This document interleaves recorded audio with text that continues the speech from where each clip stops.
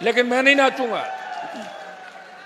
मैं नाचूंगा नहीं। मैंने नाचने वाला काम आजकल दूसरों को दे रखा है। आरएलपी का एक व्यक्ति भी राजस्थान के अंदर जहां खड़ा हो जाता है और ये झंडा जहां दिख जाता है, सरकार की सांस भूल जाती है कि आरएलपी का झंडा। क्या फर्क पड़ गया? गाड़ी तो कैलाश जी की टूटी, मेरी थोड़ी टूटी थी। कैलाश जी भूल गए उस बात को, बार बार याद दिलाता रहता हूं। वो कहीं याद को नहीं था ना, क्या मैं करूं मांटी केन की करूं, मैं कद करूं। तेजाजी महाराज के मंदिर की मूर्ति वाला जो मामला था, ये मैं घोषणा ही करके जा रहा हूं कि उसी जगह जहां गांव वाले चाह रहे मूर्ति लगवा देंगे आपके, ठीक है। आम हमारे बच्चे सीधे सत्ता के नजदीक जाए, मुख्यमंत्री कार्यालय में या सचिवालय में जाए तो उनको सम्मान मिले, और थाने में जाए तो थानेदार बोले चाय केसर वाली पियोगे या कोल्ड ड्रिंक मंगाऊं, बोलो बाबा जी, बोलो बच्चे। ऐसी व्यवस्था हम चाहते हैं। ऐसी व्यवस्था जब ही होगी जब हम ठीक होंगे। अभी तो आप भूल जाओगे सारी बातें।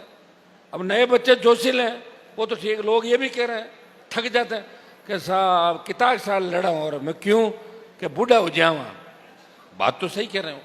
उसका तो एक ही इलाज है, आप अपना काम धंधा भी करो, बिजनेस भी करो, नौकरियां लगे तो ठीक है, नहीं तो और कोशिश करेंगे। सारे नौकर थोड़ी होते हैं, लेकिन लड़ाई जोरदार ढंग से लड़ लो।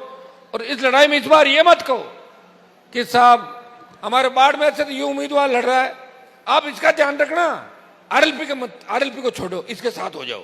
फिर तो आरएलपी कभी नहीं आएगी। कहीं कोई निर्दलीय जीतेगा, कहीं कोई बीजेपी जीतेगी, कहीं कांग्रेस जीतेगी, और मैं अकेला ही घूमता रहूंगा और आप नारे लगाते रहोगे। क्या चाहते हो? 28 के अंदर हमने सबकी मदद कर दी, बाड़मेर की सीट पे भी कर दी, इस बार सब जगह कर दी। लेकिन राष्ट्रीय लोकतांत्रिक पार्टी की मदद करनी है। अब इस पौधे को तैयार करना है, वट बढ़ाना है। ये देश के किसानों की आत्मा, देश के जवानों की आत्मा आरएलपी के अंदर बसती है। भाइयों, आरएलपी का जब नाम लेते हैं तो उत्तर प्रदेश, हरियाणा, दिल्ली के अंदर किसान के बेटे कहते हैं कि साहब आप आरएलपी को यहाँ मजबूत करेंगे हम। मैं उनको कहता हूँ, मैं यहाँ किसी को डिस्टर्ब नहीं करना चाहता, और हमारे भाई लड़ रहे हैं, उनको लड़ने दो। लेकिन वो सब मुझे डिस्टर्ब करने राजस्थान में आते हैं, लेकिन मैं उनको डिस्टर्ब करने नहीं जाऊंगा, क्योंकि मेरे अंदर वो ताकत है, मजबूती है और हौसला है कि मैं मुझे बचाते हुए भी उनकी रखवाली भी कर रहा हूं। तो आप लोग ताकत के साथ लड़ना। जल्दी आपको कार्यकारिणी की घोषणा के बाद स्वच्छता अभियान, दूसरे काम, दूसरे आंदोलन करते रहेंगे। और मैं आपको ये भी कह के जा रहा हूं, हर 2 महीने, 1 महीने, 3 महीने के अंदर बाड़मेर जिले में आता रहूंगा। अभी तो शायद 1 साल और काफी लंबे टाइम बाद प्रोग्राम बना है। मैं बाड़मेर के जवान, किसान और प्रत्येक व्यक्ति से 1000% खुश हूं। आपको चिंता करने की आवश्यकता नहीं। किसी के कई बार बैठे बात कर लेते हैं, बैठे बैठे बात कर लेते तो होता है कि अपन कहते हैं यार गलत चले गए या वो हो गया। छोड़ो उन बातों को, वो गया, वो तो अब गया। तो नई तलाश करनी है, तो नई तलाश तैयार कर लोगे आप लोग। नई तलाश की ना आपने, मुझे लाए थे बाड़मेर की, वो लाए कि नहीं लाए? और मैंने क्या किया? मैंने ये किया कि मैं बाड़मेर से नहीं लड़ा। आप तो लड़ना चाहते थे मुझे 18 के अंदर। आप चाहते थे कि हनुमान बेनीवाल 22 से लड़े 18 में, और मैं 18 में अगर लड़ लेता तो आपको कांग्रेस वाले नेताजी है ना, उसमें ठंडे हो जाते 18 के अंदर। लेकिन मैं नहीं लड़ा। मैंने कहा और किसी भाई को लड़ाएंगे। आपको ही पूछ के टिकट दिया, मैं नहीं जानता था लोगों को। आपने कहा इनको लड़ा दो, लड़ा दो। मैंने पूरा ही उनके भरोसे सौंप दिया। मैंने कहा जिला संभालो आप लोग। उदाराम जी को भी लाए, और लोगों को भी लाए, पूरी ताकत से उनकी मदद की। उदाराम जी को कांग्रेस बीजेपी ने टिकट नहीं दी, कभी मदद की। 2-2, 3-3 हेलीकॉप्टर की सभाएं, जितना और कोई चीज की आवश्यकता होती चुनाव के अंदर। लेकिन दुर्भाग्य से वो चीजें रह नहीं पाई। रोज समीकरण अभी तक अपना रह जाता तो 23 में कम से कम 5 विधायक बाड़मेर के अंदर आते मेरे भाई। आप समझ रहे हो सारी बातों को। लेकिन फिर भी मैं आपको विश्वास दिलाता हूं, मेरी जंग इस राजस्थान को बचाने के लिए जारी रहेगी। माफिया के खिलाफ मैं लड़ाई लड़ते रहूंगा। बड़े लोगों को मेरे से तकलीफ है, इसमें कोई दो राय नहीं, क्योंकि बड़े लोगों की बड़ी सोच, बिजनेस और मेरा संघर्ष, और आम आदमी की सत्ता में हिस्सेदारी। आम आदमी की हिस्सेदारी तो जब ही होगी जब अपना खुद का आएगा। कांग्रेस बीजेपी को तो देख ही रहे हो आप। 80 में बीजेपी आई और 44 साल हो गए राजस्थान के अंदर दोनों पार्टियों को लगातार। उससे पहले भी जो पार्टियां थी, आपके यहाँ की तो नहीं थी, बाहर की थी, कैसी व्यवस्थाएं थी वो भी आपने देखी है। और मेरे समय में भी, मैं भी सत्ता में आया नहीं हूं, लेकिन ये आने की आहट है कि अलर्ट मोड में आ गया राजस्थान। जिधर हनुमान बेनीवाल निकलता है उधर व्यवस्थाएं छिन भिन हो जाती है, यार पता नहीं क्या होगा, अनुमान आ रहा है। तो ये तो कर दिया आपने, ताकत मुझे दे दी और सरकार को डराने का हौसला और मुझे वहां पहुंचा भी दिया, लेकिन इससे काम नहीं चलेगा। अब हमें सरकार में कैसे आना है, इसके लिए हमें लड़ाई लड़नी, इसके लिए आप तैयार हो जाओ। होली की बहुत बहुत आपको शुभकामनाएं।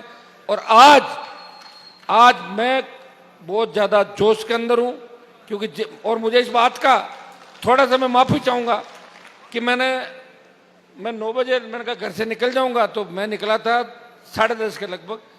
नागौर से जोधपुर और जोधपुर से बाड़मेर, हर जगह भारी स्वागत किया, सत्कार किया। और 18 के अंदर जो जोश था बाड़मेर में, उससे ज्यादा जोश आज नजर आ रहा बाड़मेर। और बाड़मेर का जवान किसान सारा बदला एक साथ ले लेगा। 28 के अंदर राष्ट्रीय लोकतांत्रिक पार्टी को सारी सीटें भी लड़ेंगे और सब जगह आप जीत भी दिलाओगे, ये मुझे पूरा भरोसा है। बहुत बहुत आपको धन्यवाद। जय हिंद। सुनो मेरी बात, क्या फर्क पड़ गया? गाड़ी तो कैलाश जी की टूटी, मेरी थोड़ी टूटी थी। कैलाश जी भूल गए उस बात को, बार बार याद दिलाता रहता हूं। वो कहीं याद को नहीं था ना, क्या मैं करूं मांटी केन की करूं, मैं कद करूं। लेकिन मैंने लोकसभा के अंदर डीजीपी से लेके तमाम जो नेता थे, तमाम आपके अधिकारी पुलिस के, उनको बेंचों पे बाहर बिठा के उनके फोटो देखे थे अपने जूते उतरवाते हुए। तो मेरे अंदर इतनी ताकत थी, मैं कहां चलाता। 2-3 यहाँ के बाड़मेर के मामले थे। एक तो हमारा सौपदम सिंह कौन है, तेजाजी महाराज के मंदिर की मूर्ति वाला जो मामला था, ये मैं घोषणा ही करके जा रहा हूं कि उसी जगह जहां गांव वाले चाह रहे मूर्ति लगवा देंगे आपके, ठीक है। एक जोजरी लूणी बांडी नदी प्रदूषण का मामला उठाया, इसको खाली उठाने से नहीं होगा, इसका कुछ न कुछ इलाज करके और ट्रीटमेंट प्लांट वहां लगे ताकि लोगों को राहत मिले। और दूसरे बाड़मेर के अंदर मुझे बता रहे थे कि फसल बीमा का क्लेम और कुछ किसानों को मुआवजा नहीं मिला। उसके लिए मैं बता दूं, आज ही मैं यहां से चेतावनी देके जा रहा हूं कि राजस्थान की सरकार समय रहते बाड़मेर के जो उसके लिए कोई धरने की आवश्यकता नहीं पड़ेगी, तो यहां से कहना ही काफी है। कलेक्टर सुन रही होगी, मुख्यमंत्री उसमें भी सुन रहे हैं। बाड़मेर का जो भी मुआवजा बाकी है, अगर धरना देना पड़ेगा, तुम लोग 100 पहुंच जाओगे तो वही 5 लाख माने जाएंगे। आरएलपी का एक व्यक्ति भी राजस्थान के अंदर जहां खड़ा हो जाता है और ये झंडा जहां दिख जाता है, सरकार की सांस फूल जाती है कि आरएलपी का झंडा यहाँ है। और एक ट्वीट पे सरकार हिल जाती। भाइयों, तो ये जो मुआवजे का मामला है, रोजगार का जो मामला है, इन सबको अपन नए सिरे से इसमें अपन करेंगे, मुआवजा भी दिलाएंगे, तमाम जो आपके काम है उनको भी कराएंगे। अब सब लोग अलग खाने की व्यवस्था भी कर दी, सारी व्यवस्थाएं एक एक करके बारी बारी से अपने अपने घरों को प्रस्थान। पैकेट आपको ये बताएगा गजेंद्र, मैं एक बार बैठूंगा, उसके बाद एक कोई गाना चलाएंगे, पता नहीं कौन सा गाना वाना, लेकिन मैं नहीं नाचूंगा। मैं नाचूंगा नहीं, मैंने नाचने वाला काम आजकल दूसरों को दे रखा है। क्या कौन सा है? हाथ कर लेना थोड़ा। सुनो तो बच्चों, अभी सुनो, अब हिलना मत, सब बैठ जाओ एक बार आप लोग।